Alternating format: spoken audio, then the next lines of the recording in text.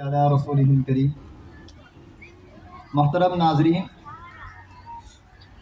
आज का दिन इंतहाई खुशी और मसरत का दिन है। हम सब का यहाँ जमा होना अहम तरीन मकसद के तहत है।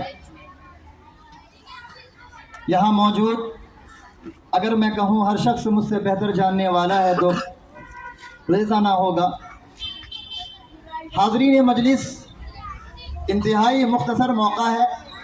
मुख्तसरन बिला किसी तमहीद के मैं अपनी बात का आगाज़ करता हूँ।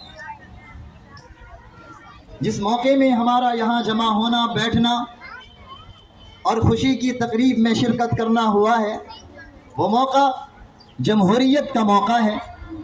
ये जमहूरियत हमारे आबाओ अजदाद के खून, उनके लहू, उनकी बेपनाह कुर्बानियों का समरा और नतीजा है।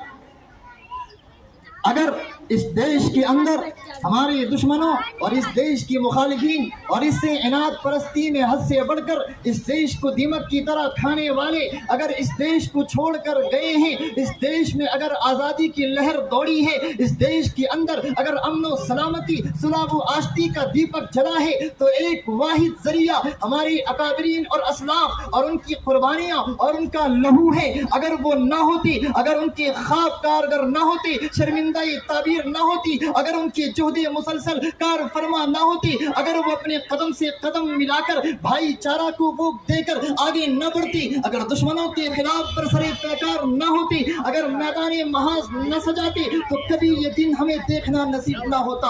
आज भी हम किसी गैर की गुलामी करते, आज भी हम किसी गैर की पाँव की जूती तले रौंदे जाते, आज भी हम हमारे ख्वाबों के गुलाबों को कुचला जाता। लेकिन आज हम हक के साथ, खुशी के साथ, फरहत के साथ, मसरत के साथ जीते हैं। उसकी वाहिद वजह है कि हमसे पहले हमारे अजदाद, हमारे आबा, उनकी कुर्बानियाँ और उनकी मेहनतें कार फरमा रही हैं। हाज़रीन मजलिस, वो कौन सी कुर्बानियाँ हैं?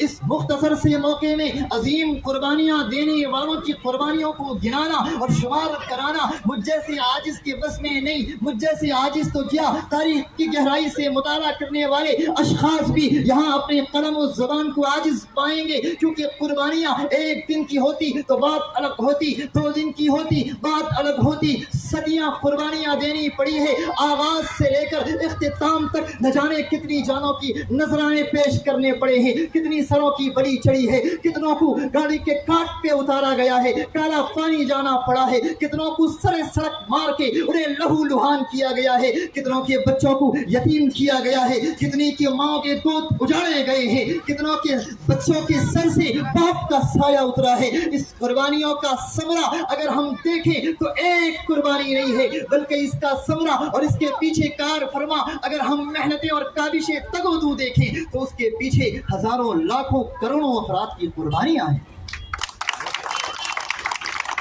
और कुर्बानियों के बाद मुख्तसर वक्त में जब इस देश में गैरों के कानून को रौंद कर अपने कानून के नफाज का वक्त आया, इख्तिलाफ हुए, मगर उसके बावजूद मुख्तसर से इख्तिलाफ के बाद भाईचारा, उखुवत, मोहब्बत ने गलबा हासिल किया, नफरत पनपना छोड़ दिया, नफरत के कांटे अपनी तोड़ में गिर गए और मोहब्बत के गुलाब लहलहाने लगे। फिर जमहूरियत का परवान चढ़ा, जिसके समरे में आज उसी जमहूरियत के साए में हम अपनी मोहब्बत की जिंदगी गुजारते हैं।